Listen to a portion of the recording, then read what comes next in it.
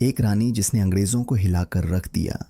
सोचो, अगर कोई तुम्हारा सब कुछ छीन ले, तुम्हारा राज्य, तुम्हारा हक, तो क्या तुम चुप बैठोगे?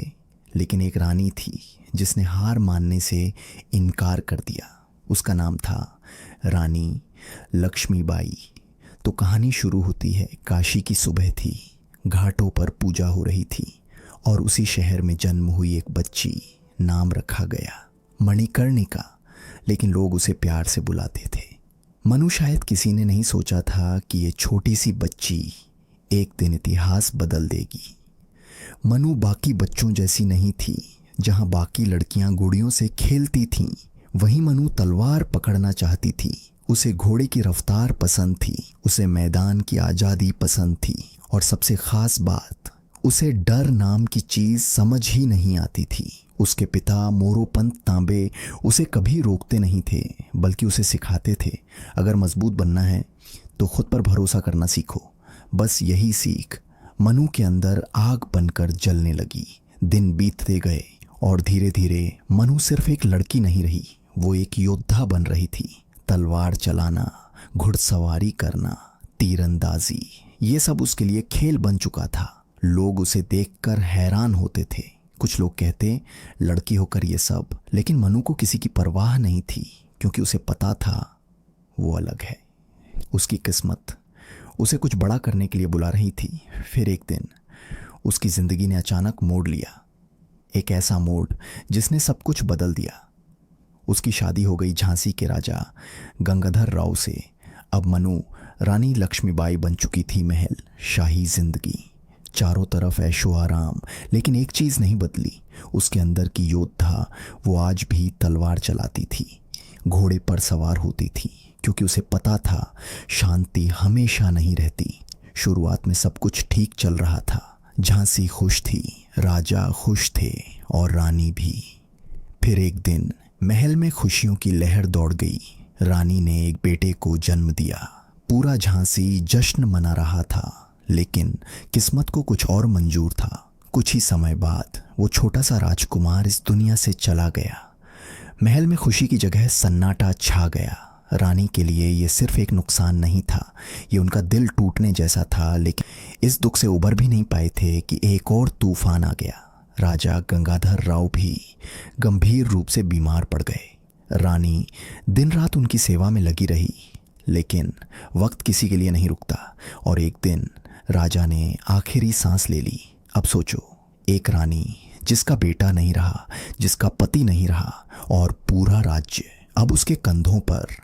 ये कोई आम इंसान होता तो शायद टूट जाता, लेकिन ये रानी लक्ष्मीबाई थी। उसने हार मानने से इनकार कर दिया। राजा के जाने से पहले उन्होंने एक बच्चा गोद लिया था। दामोदर राव अब वही झांसी का वारिस था। रानी को लगा अब सब संभल जाएगा, लेकिन दूर कहीं कुछ लोग इस मौके का इंतजार कर रहे थे। वो पहले से ही झांसी पर नजर रखे हुए थे। अंग्रेज लोग उन्हें बस एक बहाना चाहिए था, और अब उन्हें वो मिल चुका था। अंग्रेजों ने एक चाल चली, एक ऐसा नियम बनाया जो कई राज्यों को निगल चुका था, डॉक्ट्रिन ऑफ लैप्स। इसका मतलब था, अगर किसी राजा का अपना बेटा नहीं है तो उसका राज्य अंग्रेजों का होगा। रानी ने कहा, मेरा बेटा है दामोदर राव, लेकिन अंग्रेजों ने हंसते हुए मना कर दिया। और फिर वो दिन आ गया जब अंग्रेजों ने ऐलान किया, अब झांसी हमारी है। ये सिर्फ एक राज्य छीनना नहीं था, ये एक औरत के आत्मसम्मान पर हमला था। कुछ पल के लिए पूरा महल खामोश हो गया, जैसे सब खत्म हो गया हो। लेकिन उसी खामोशी के बीच एक आवाज़ गूंजी, धीमी लेकिन मजबूत। नहीं, फिर वो आवाज़ और तेज़ हुई, मैं अपनी झांसी नहीं दूंगी। और बस यहीं से शुरू हुआ वो तूफान जो अंग्रेज़ों को हिलाकर रख देने वाला था। ये सिर्फ एक लाइन नहीं थी, ये एक ऐलान था, युद्ध का। और इस एक फैसले ने अंग्रेज़ों की नींद उड़ा दी। झांसी अब पहले जैसी नहीं रही। हर गली, हर किला अब युद्ध की तैयारी में जुट चुका था।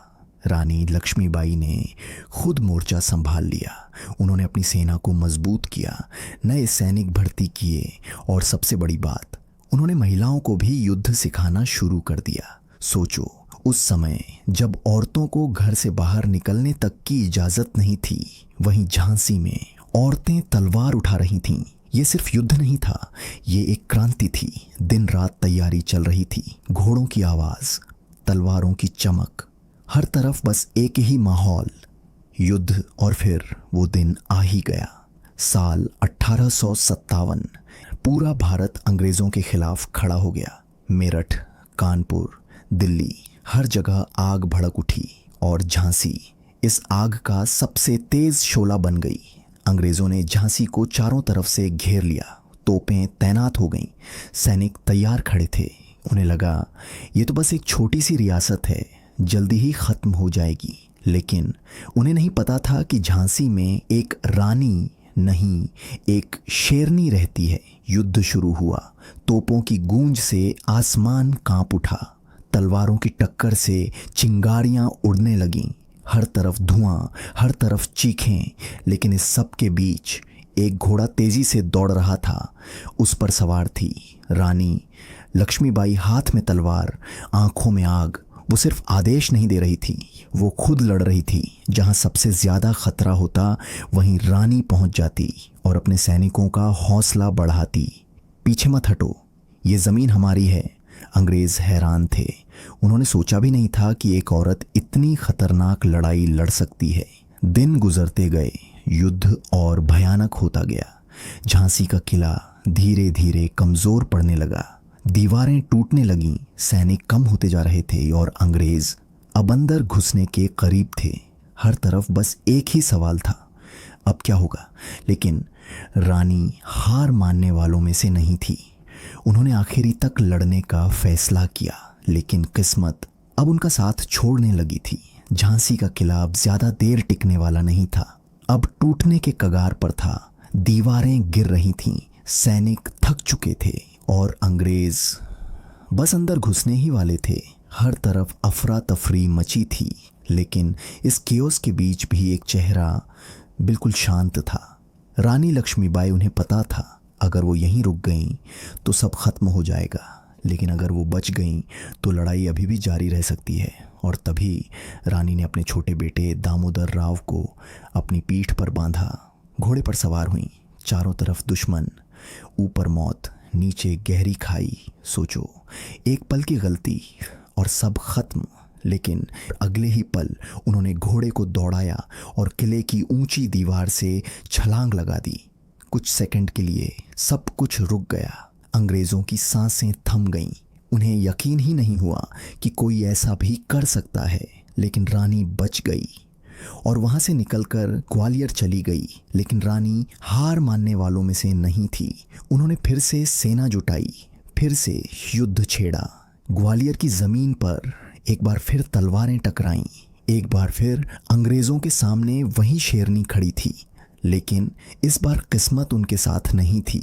युद्ध के दौरान रानी गंभीर रूप से घायल हो गई। खून बह रहा था, शरीर कमजोर पड़ता जा रहा था, लेकिन उनकी आंखों में अब भी वही आग थी। आखिरी सांस तक वो लड़ती रही और फिर एक योद्धा की तरह वो इस दुनिया से चली गई। लेकिन उन्होंने अपने शरीर को जीते जी अंग्रेजों के हाथ नहीं लगने दिया। उनके साथियों ने उन्हें वहीं सम्मान के साथ विदा कर दिया। अब सोचो, एक लड़की जिसे बचपन से कहा गया तुम नहीं कर सकती, उसी लड़की ने इतिहास लिख दिया और दुनिया को दिखा दिया। हिम्मत हो तो इंसान क्या नहीं कर सकता। अगर तुम्हें ऐसी ही रोंगटे खड़े कर देने वाली सच्ची कहानियां पसंद हैं तो वीडियो को लाइक करो और चैनल को सब्सक्राइब ज़रूर करना, क्योंकि अगली कहानी और भी ज़्यादा खतरनाक होने वाली है।